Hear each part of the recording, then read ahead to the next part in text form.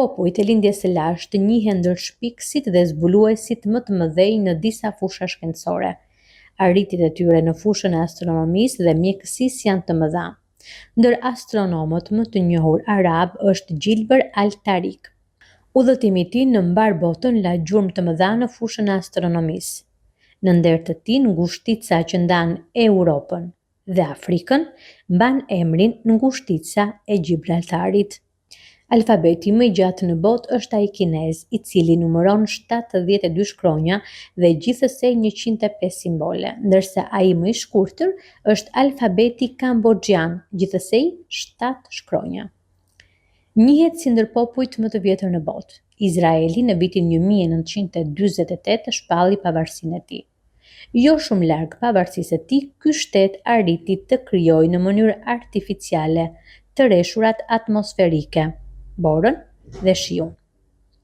Mesjeta njihet si periudha më e errët e historisë njerëzore, për ndjekjet e shumta të filozofëve dhe shkencëtarëve, si dhe vrasja e shumë mendimtarëve nga Kisha Katolike, ja ktheu personalitetin e heshtjes botën njerëzore.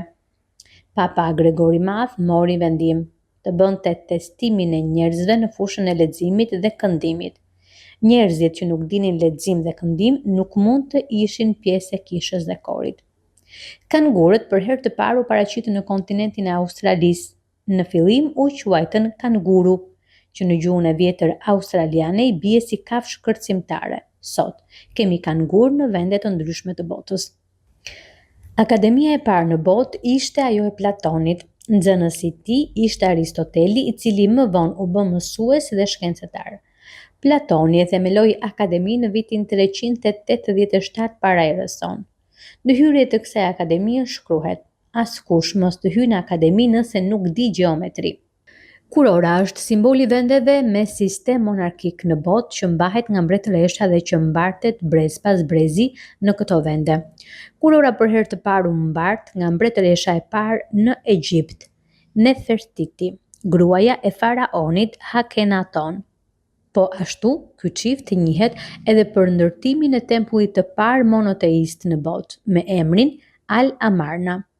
Themeluesi i Turqisë moderne, Kemal Atatürku, ishte një ndër liderët më me nam në rrezullin tokësor. Zhvillimi sociokulturor dhe ekonomik e bën liderin më unik në botë.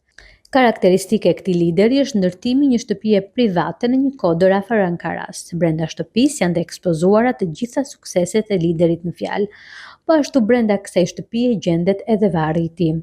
Qindra mijëra lider botëror ishin të pranishëm kur vdiq lideri modern turk.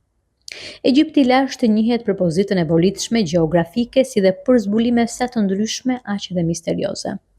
Kur vdisnin njerëzit pranë varit të tij, viheshin gjëra në bazë të profesionit që kishte. Një studim i fundit tregon vdekjen e një muratori që kishte ndërtuar një nga piramidat e Gizës. Pranë varit të tij u gjendën shumë begla të ndryshme të dorës.